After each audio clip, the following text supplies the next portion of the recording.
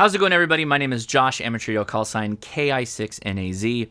Welcome to the technician class license test prep videos. I have made a video that should be treated as like the header of all these videos. It is linked in the playlist that you can find below in YouTube.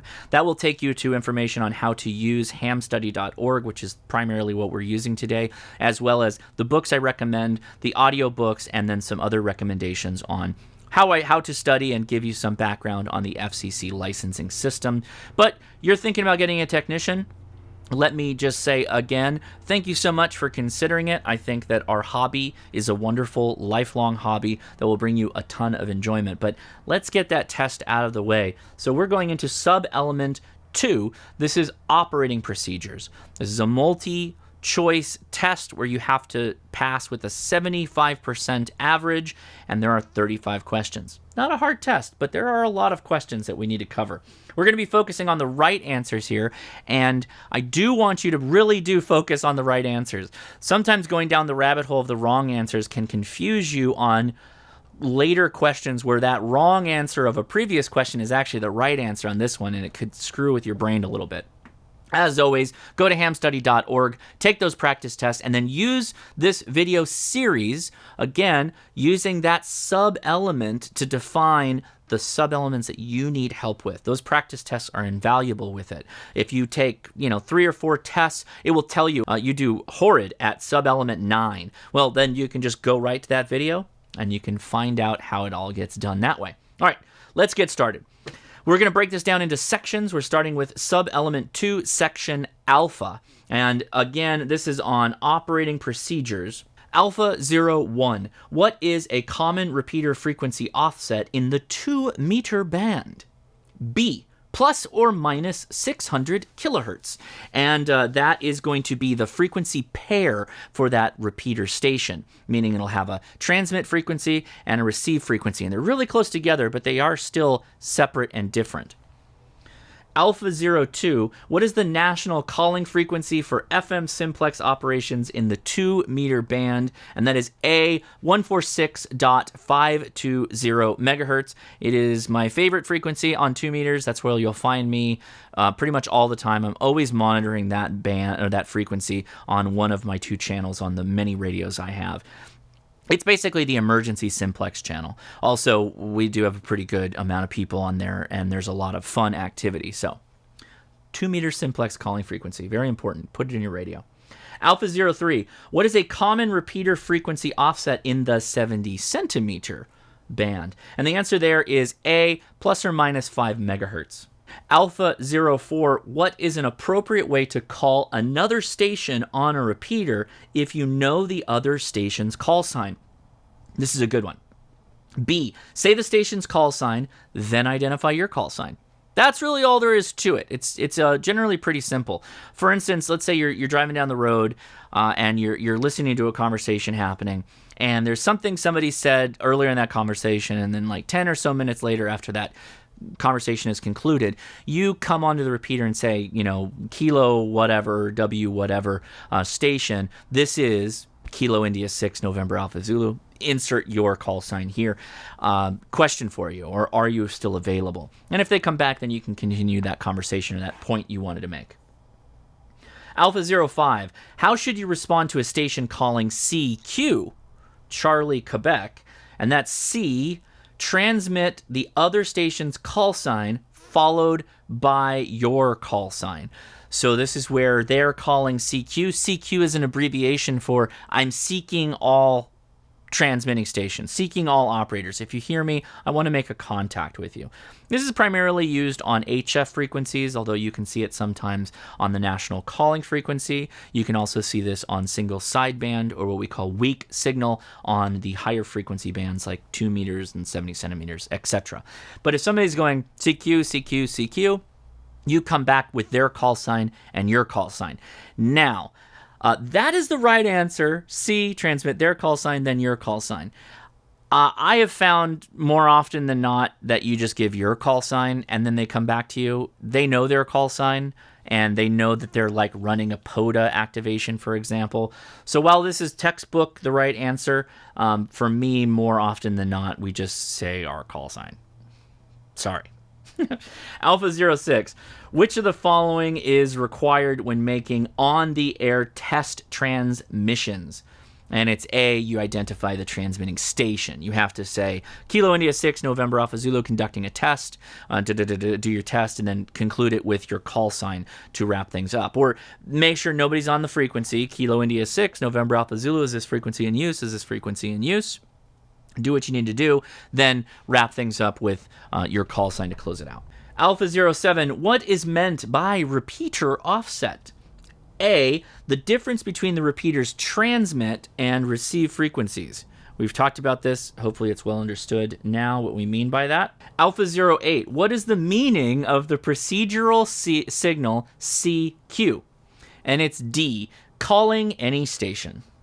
Alpha 9, which of the following indicates that a station is listening on a repeater and looking for a contact? B, the station's call sign followed by the word monitoring. This often gets used on repeaters, and it often gets used on national calling frequencies like 146.520. Alpha 10, what is a band plan beyond the privileges established by the FCC? A voluntary guideline for using different modes or activities within the amateur band. This is the gentleman's agreement of how we use the frequencies, hams among hams. This is one of those examples where the FCC pushes the responsibility on us to sort our own ish out and work together and not cause interference. Interference, always bad. Don't do it. So that's why we try and get along. Alpha 11.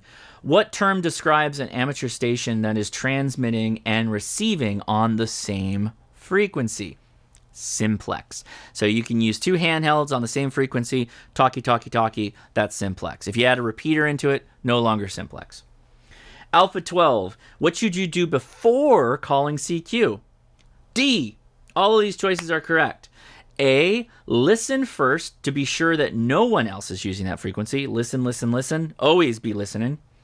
B, ask if the frequency is in use. Sure. C, make sure you are authorized to use that frequency. Probably put that one on the A, or before asking if the frequency is in use. And you got to do all those things. Yes. So that is section alpha of sub-element 2.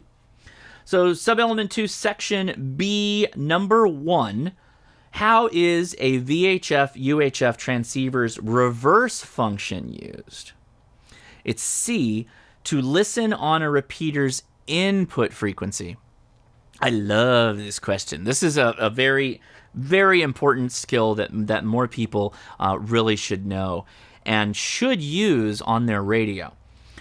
So generally when you program a repeater, you will program in the receive frequency first, and then you will tell the radio to offset, step up or step down, plus or minus. And then there's likely a PL code or some kind of sub-audible tone that your radio will transmit to turn the repeater on and retransmit what you're sending.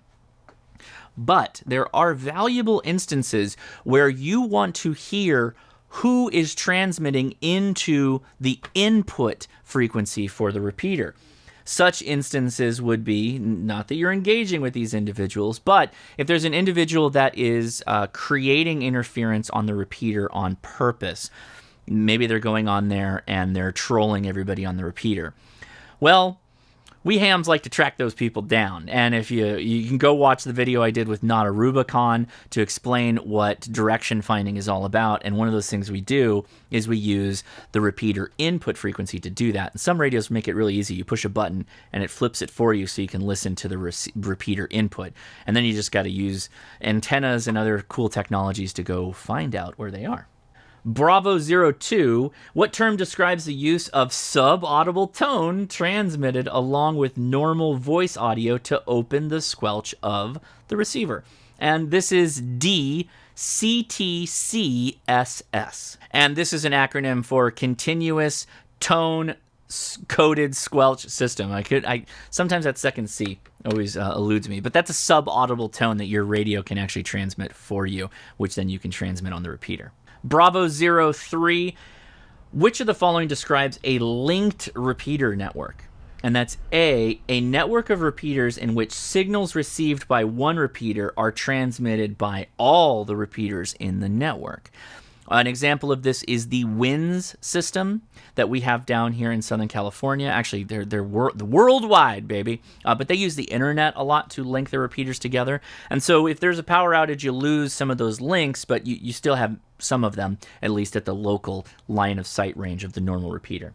Bravo 04, which of the following could be the reason you are unable to access a repeater whose output you can hear? D, all of these choices are correct. A, improper transceiver offset, plus or minus, and then the how far off frequency is the offset. B, you're using the wrong CTCSS tone. Very true, those can change occasionally. C, you're using the wrong DCS code. And again, all of those choices are correct. Bravo 05, what would cause your FM transmission audio to be distorted on voice peaks? C, you're talking too loudly. You're spiking out your radio. This is going to be told to you pretty quickly when you're talking to people on the air. They're going to say, hey, back off the mic a little bit or lower your mic gain. That'll sometimes help out. Bravo 06, what type of signaling uses pairs of audio tones? And that's DTMF tones. And that stands for dual tone multi-frequency. There are a number of situations you may use that. Look that up for more details. That deserves its own video for you to deep dive. Bravo 07, how can you join a digital repeaters talk group? C, program your radio with the group's ID or code. This is a new question, I believe, for this technician license pool. This pertains to DMR and some of the voice digital modes. This is an interesting one. It deserves its own video. There are a myriad of videos out there for DMR, Yaesu System Fusion, and D-Star that I would tell you to go take a look at. Myself included, I've made a lot of these videos. Interesting, though, to see some of the new questions popping up here. Bravo 08, which of the following applies when two stations transmitting on the same frequency interfere with each other? A, the stations should negotiate continued use of the frequency. That's it. Just work it out. Like humans, like nice people. Sort it out yourselves. It's kind of our job to do the right thing, not scream at each other. Bravo 09, why are simplex channels designated in the VHF-UHF band plans? And that's A, so stations within range of each other can communicate without tying up a repeater. Boom. Really, really valuable. If you just want to communicate to the same folks and they're all 5 miles apart from each other, get an antenna on the roof and you should be fine using simplex. And then you can find a frequency set that there really isn't any activity on, where there's no repeaters or whatnot, in that simplex, voluntary coordinated band frequency space where you can talk and there won't be any issues. Highly recommended. Also a little bit off the beaten path, if you will. People might not run into you and all that fun stuff. Bravo 10, which Q signal indicates that you're receiving interference from other stations? I've mentioned in one of these videos Q codes. It's not encoded information because everybody knows the abbreviations for all of this stuff. But in this case, if you're receiving interference from other stations, meaning either intentional or not intentional, that would be A, QRM, or Quebec Romeo Mary. Bravo 11, which Q signal indicates that you are changing frequency? And that is QSY. So I'm QSYing to another frequency is sometimes how you'll hear it on the air. And that's Quebec Sierra Yankee if you're doing it phonetically. Bravo 12, what is the purpose of the color code used on DMR repeater systems? A, must match the repeater color code for access. This is, again, in the weeds for DMR, one of the newer questions, I'm pretty sure. Color codes relate to time slots or frequency spaces or allocation of processor power within a repeater, a DMR repeater. DMR repeaters will actually allow for like 2 simultaneous transmissions to be going at the same time. You can actually split them, and that's kind of what this time code is, or color code, is which side of the split you're on. Bravo 13, What is the purpose of a squelch function? Very important for VHF, UHF. That is B, to mute the receiver audio when a signal is not present. What's the best illustration for this? I can make it really quick. So this ambient blue kind of box you see over here, that's the noise that my station is picking up. And then you'll see every once in a while little spikes of white, the lines of white there. Some of them are Morse code stations. One of them is a digital transmission mode called FT8. The noise floor has like an ambient volume, if you will. You can set the squelch just north of that volume, and then it'll turn off the receiver. And then when a signal comes in that breaks that squelch floor, it'll turn the receiver on and you'll be able to hear the transmission. Squelch is primarily used on VHF, UHF radios like in your car or your handheld radio. On HF, we generally don't run squelch because sometimes we need to hear those stations that are down in the noise, if you will. All right, and that is the Bravo section of sub-element 2. We're going to move on to the Charlie section. And this has to do with emergency operations, applicability of the FCC rules, RACES and ARES, net traffic and procedures, and all kinds of fun stuff. Charlie 01, when do FCC rules not apply to the operation of an amateur radio station? D, FCC rules always apply. That's an easy one. Charlie 02, which of the following are typical duties of a net control station? C, call the net to order and direct communications between stations checking in. What is a net?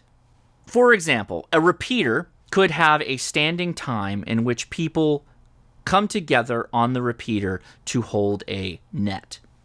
A net is a check-in / information exchange meetup over radio. A net control operator would come on the air on the repeater and say their call sign, we are starting the net for the such and such repeater, and we're taking check-ins for that repeater. And generally, it'll go one at a time. They'll take a call sign, acknowledge it, or they'll take a group of call signs, acknowledge a group of them, and then continue until they don't get any check-ins. And then they might do more than that. Sometimes there's an actual topic of discussion. Sometimes there'll be a Q&A part. Sometimes it's just a quick go down the list, tell everybody what you've done in ham radio this week. Sometimes it's a buy-sell trade kind of thing. We're like, hey, Tom, aren't you selling an antenna? Why don't you tell people about it and see if anybody wants to buy it? That kind of thing. Nets can be formal, they can be relatively informal, but the control operator is the station that is driving the traffic, directing the traffic, if you will, and acknowledging when people can talk, and then taking back control when they need to move things on to different things. Net control operators also facilitate the role of pausing all communications to make sure that any emergency traffic is received and relayed appropriately. Charlie 03. What technique is used to ensure that voice messages containing unusual words are received correctly? We talked about this in an earlier video that you may have watched. The answer is C, spell the words out using standard phonetic alphabet. And I really encourage people that are new to ham radio to stick to the standard phonetic alphabet as much as possible. So a cat is Charlie Alpha Tango, not cucumber Alpine Tantrum, right? Don't go off the path there that already exists with the phonetics. There are some reasons that people might use non-standard phonetics for some words. I'm not going to get into that here. For you new hams, people starting out, stick to the basics. In fact, I would go so far as to print out the phonetic alphabet and stick it up on your ham shack somewhere, or have a laminated card that you keep with you. Question Charlie 04. What is RACES? And that's D, an FCC Part 97 amateur radio service for civil defense communications during national emergencies. You can look that up if you want to. If you just Google the word RACES, which is literally spelled races, you're going to get everything but you're looking for. So type in RACES ham radio or RACES emergency communication or RACES something to do with radio, and it'll help you out a lot. Charlie 04, what does the term traffic refer to in net operations? So a specific type of net.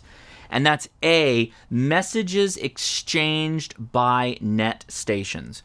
Once upon a time, kind of like the Pony Express, but in radio form, amateurs used to, and still do, exchange messages. And they do that by leapfrogging across the country or the world to get from the person that created the message through the hands of different operators to another operator that gets it to its final destination, the message delivery person. Traffic nets still exist today. In fact, that's one of the reasons why the American Radio Relay League exists in this form that it does today, is from a legacy and a history of handling message traffic. Question Charlie06, what is the Amateur Radio Emergency Service? And this is ARES, that is an acronym. A group of licensed amateurs who have voluntarily registered their qualifications and equipment for communication duty in the public service. It just so happens that ARES is also sponsored and was created by the ARRL, which is, again, an acronym, the American Radio Relay League here in the U.S. ARES is also a fun emergency communication group that you can get involved in. There are quite a few divisions that are broken up basically into states and counties that you may live in, so you will have to find your local district ARES branch to get involved with them. But it is encouraged because it's kind of cool. Charlie07, which of the following is standard practice when you participate in a net? And that's C, unless you are reporting an emergency, transmit only when directed by the net control station. There you go. So when they say, taking all check-ins, you throw out your call sign. If they acknowledge you, cool, you're checked in. They'll come back to you later, likely, or that's it. If they don't, you can continually try to check back in until they do acknowledge you. But try and give some time between transmitting between other stations, because you may just be getting clobbered by other people talking at the same time.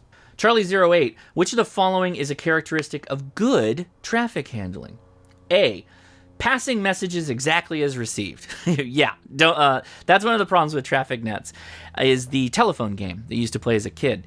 You need to do your best to really stick to the message and follow it exactly as it was transmitted to you. If you're interested in that, you can look into something called traffic nets, and you can find information online. They're pretty fun, and they still exist, and they're very worthwhile in some specific instances. Charlie09, are amateur station control operators ever permitted to operate outside the frequency privileges of their license class? The answer is D.